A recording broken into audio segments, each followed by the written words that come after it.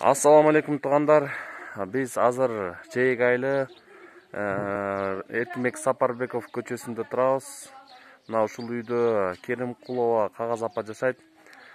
Бул үйдүн тарыхына кайрыла кетсек, 1962 жылы мына ушул аймакта месокомбинат курулгандан баштап салынган бул үй. Бул тартып жатканыбыздын себеби тилсиз жоо сел мына ушул үйдү бүт барын үйүнө чейин суу каптаган. Документтери да жок болчу бул үйдүн. Анан биздин бир туугандарыбыз жүгүрүп жүрүп кечегине документин бүтүрүп кетишти. Анан азыр мына үйдүн абалын көргөзөлү туугандар. Мына үйдүн абалын көргөзөлү. Мына азыр Кудай сактасын, эгерде жер силкинип кеткен болсо, мына ушул үйдү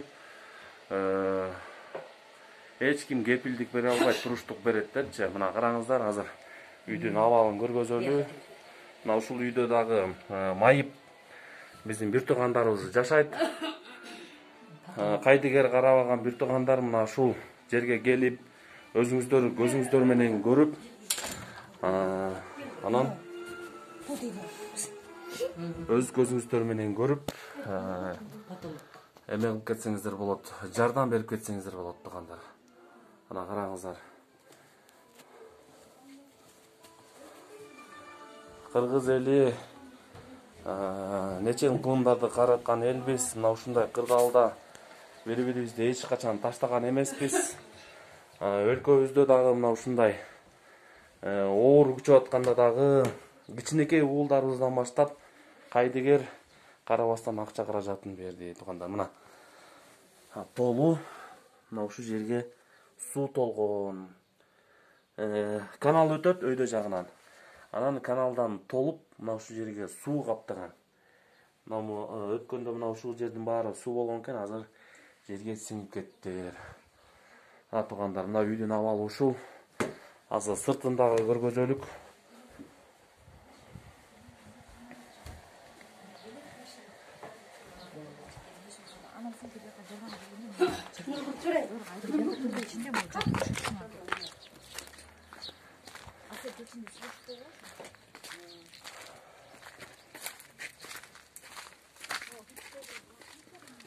Ана туугандар. Өткөндө кургатып бергенден кийинкиси. Өткөндө кургатып бергенден кийинкиси экен.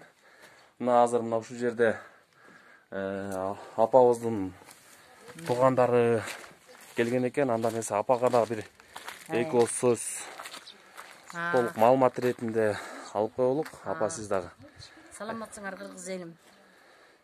Биз боорукерлик кыргыздарга рахматыбызды айтабыз. Ушул менин жеңем болот. Ушул үйдөн биз өсүбүз чоңоюп өскөнбүз.